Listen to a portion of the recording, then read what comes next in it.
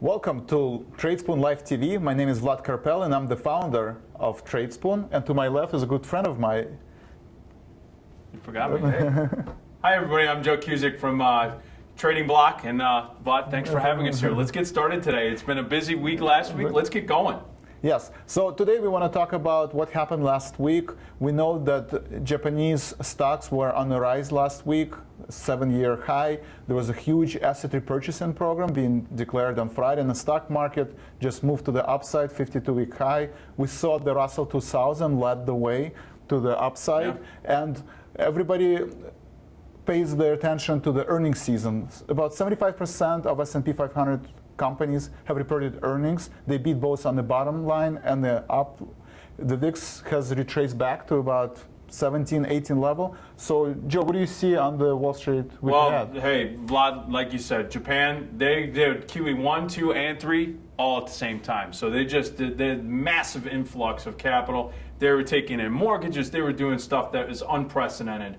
As a matter of fact, you also saw that the Dow Jones, the 30 stocks that we don't often talk about but are the most well-known blue chips, they actually met new record highs. And that was a confirmation of the transports that we saw last week. IYT is the ticker symbol for the ETF that goes on the transports. Speaking of that, we do have auto sales that are going to be coming out. As a matter of fact, for October, there is about, the prior was right around 5.6 million. I'm going to take a look at some names real quick. Vlad, on the Tradespoon site, if you go to the stock focus list, you can actually plug in some names. And there's a name out there that I want to take a look at, Tesla. It's one that everybody knows. It's a mixed play. It's a technology and an auto play. Tesla right now has a short-term 9 and a long-term 7. So going into the earnings announcements, which is on the 5th, they're pricing in the potential for around $23.50. It's actually been on the move. It's up 4 and some change this Monday morning to the upside. So we're going to keep a close eye on that.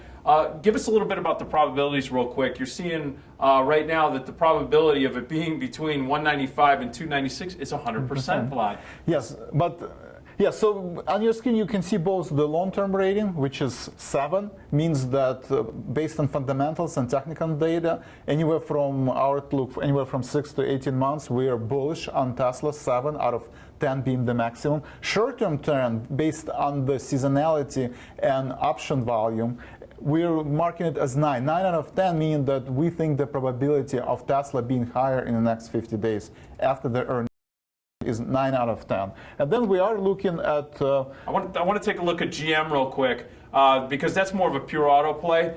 Taking a look at GM, we got a 9 and a 1. And the reason why I want to look at this is such a huge disparity between what was going on with Tesla, which is also, like I said, a tech play and an auto play. This one is saying long-term bearish on this automobile name that most know, but it's short-term bullish. So this is really where you can start looking at either a November play, because we still have a couple weeks left until November expiration, probably a spread play, and that's when you use these probability calculations here, where you see it's a 7% probability of touching 34 or actually expiring above there. Another play that I want to take a look at real quick too is also Ford. Now both these stocks do not have earnings until January. So it's not really an earnings play, but you're also seeing right here on the screen that short term at 8.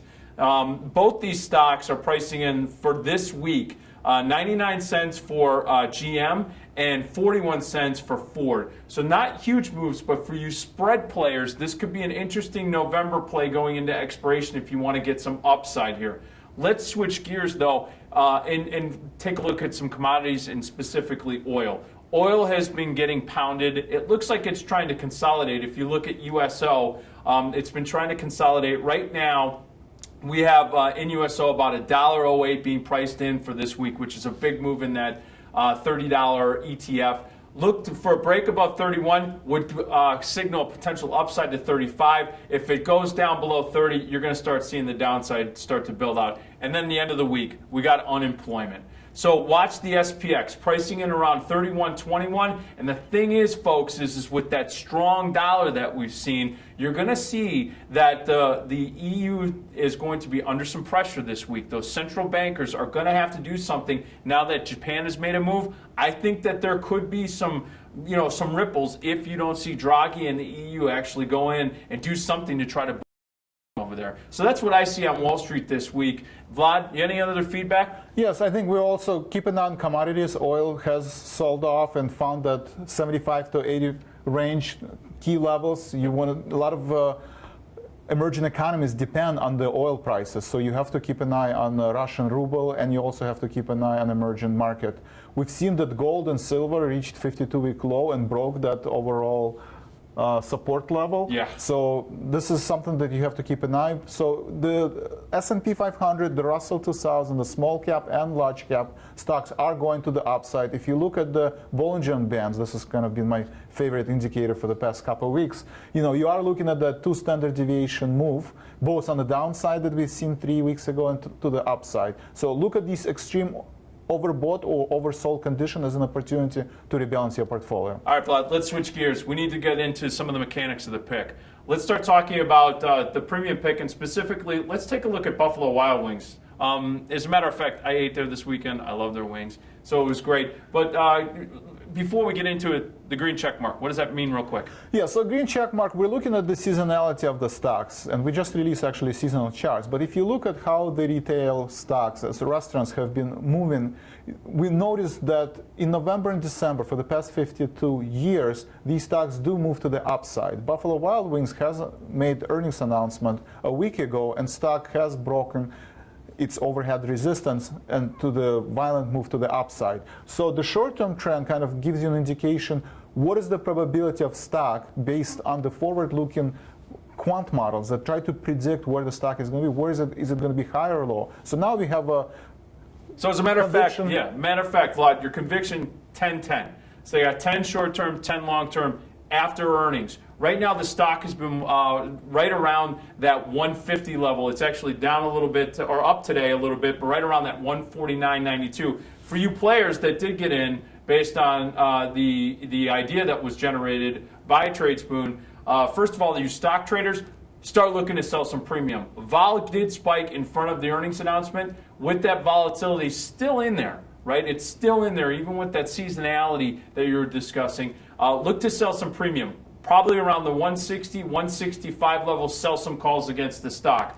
For your call buyers, the 150 call buyers, you paid $5.85. I would take an opportunity right now to take a look at, again, bang out some premium. You got February options, so you could actually sell some November, some December, and even some January premium against it. In other words, you could do diagonal spreads. It's almost like a poor man's covered call. And then finally, for those of you that sold the put spread, the 150, 145 put spread, you sold it for 290.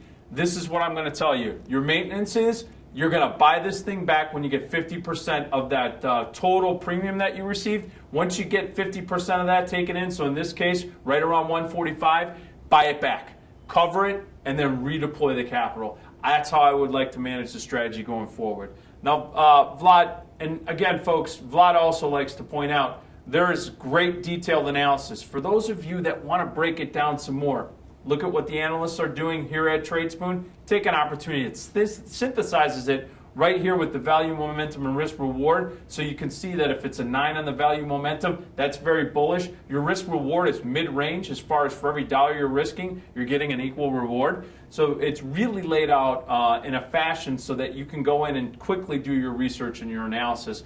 But with that being said, you take a little bit more of a detailed and longer term approach as far as the research and the detail that you put with your elite trades. Let's go over an elite pick, and why don't you pick one here? Let's talk about transportation sector. Okay. NSC is a North Fork. Transports have been moving. Yes, so follow up on our Wall Street Week Ahead segment. Transportation has been leading S&P 500 to the upside, and railroad and airline stocks have been moving to the upside. So we've recommended UNP in the past, and our elite pick for the past week is NSC.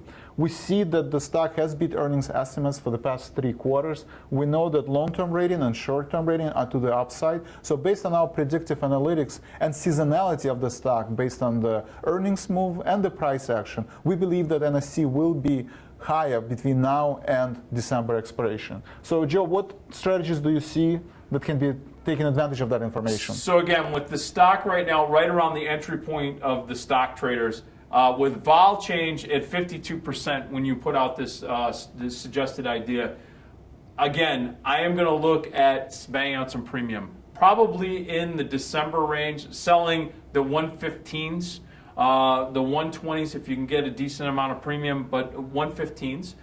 For your option traders, you're buying the 105 calls for 610. That means you got to get over 111 for break even. Take an opportunity to maybe look at the 115s. I'd probably look at the 1 those. For you put spreaders, you sold it for $295. I would have an order out there to probably cover it around $150. If you can buy that back, take in 50% profit. I don't care how fast it happens, Vlad. Cover it. The statistics show that you should be covering those credit spreads at right around that 50% of the total credit brought in. So take an opportunity to do that, and that's how I would take a look at and manage these trades going into this week. Yeah, so and also keep in mind that implied volatility in relative terms is very important when you pick the strategy. When implied volatility low, keep in mind you want to buy options. When implied volatility is elevated to its historical averages, you want to sell the premium. That kind of determines whether you want to sell and receive credit upfront, or you want to buy options and pay debit price. So let's talk a little bit about vol first. Let's talk a little bit more about vol. Volatility is actually with the market up slightly. So that's telling you folks that even though you have all of this bullish, and this is kind of us switching our gears a little bit because we like to talk a little volatility during this, and then typically on the segment we have Dan Deming on, and he'll be on in the next couple weeks. But talking about vol, as Vlad had earlier said in the Wall Street in Review segment, it has retraced, but it's been holding here. And you want to keep an eye on this because the EU hasn't come out with a plan yet that's going to show how they're going to start to boost their economies. If they're going to start, what type of program they're going to do. Everybody's up in arms about this. The point being is that you see that vol is holding up. You should have volatility exposure into your portfolio. I have it for my clients. I know that you have exposure in your portfolio, whether it's through selling premium against what you own, or whether it's outright using products like the VIX options or some sort of fund that utilizes VIX products. Whatever it is, you should be looking, especially at these lower levels, to either putting VIX calls on against your positions, looking at maybe some SPDR or some S&P puts or some Dow Jones puts or some NASDAQ puts because they are cheap. And I'm actually doing a webinar. I've done a webinar in the past about how you can actually calculate the appropriate exposure for that. And you can always email me at support@moneyblock.com and I can get you some information on that. But look for that exposure. It's cheap right now, and you should have it part of your portfolio at all times. I'm still 80 to 85% long equities as far as what my portfolio construction, and then the balance of that is long volatility with a little cash. Yes, and Tradespoon would also believe that the bullish trend intact, but we've seen short-term volatility that S&P can go up 2%, it can go down 2%. So you should anticipate short-term volatility, especially as we approach January. So at Tradespoon, we both have long-term bullish picks and long-term bearish picks to kind of give you that exposure to the volatility in case we have a sell-off. So when the market is overbought, you want to pick Tradespoon short recommendations where we assume that the stock is going to go to the downside. We pick stocks with long-term and short-term bearish indicators. But right now we have about 2-to-1 ratio where 70% of our portfolio is bullish picks and 30% of our portfolio is bearish picks to kind of mitigate that short-term volatility. Hey Vlad, let's take 30 seconds here as we wrap up today on TSTV Live. You mentioned the seasonality component. I just brought up the Tradespoon seasonal charts. Give us a little bit in 30 seconds, what is going on here and how can we use that as traders? So as traders, you can actually see that on your x-axis we plot a month. So for every month, starting with January, February, March, and February, we take 25 years worth of data and we figure out where the stock is in terms of its relative 52-week range, and we assign an index to it.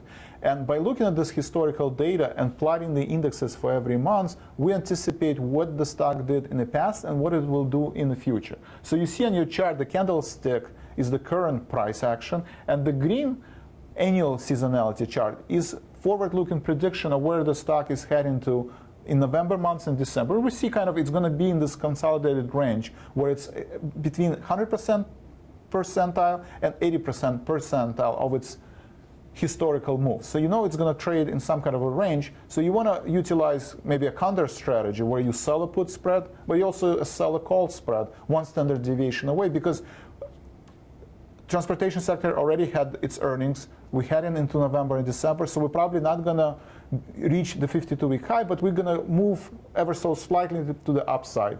So this is what the chart kind of indicates you by looking at the past historical data, price data, and also earnings data. And this is how we assign our short-term trend at Tradespoon. Yeah, and it's perfect because it's not as just subjective as a guy like me saying, sell a call against your stock, or sell a call or a put against your long call or long put position. We're using some of these technical and research components to just validate that what we know from experience and so forth. And this is a nice piece, and I know that you're going to be doing some future events on how to utilize these tools and many more. As a matter of fact, on both sides of the fence at Trading Block and Tradespoon, we're going to have a whole plethora of different videos where we're going to be able to describe and explain how to utilize all of these components in a very strict logic chain so you can get to the trade.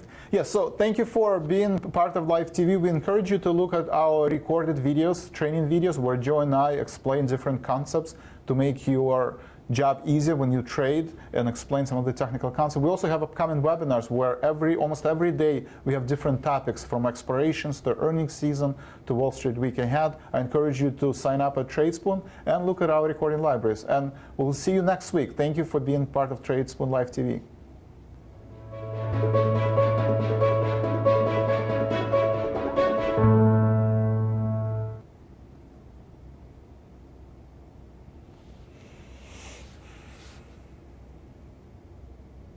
Good.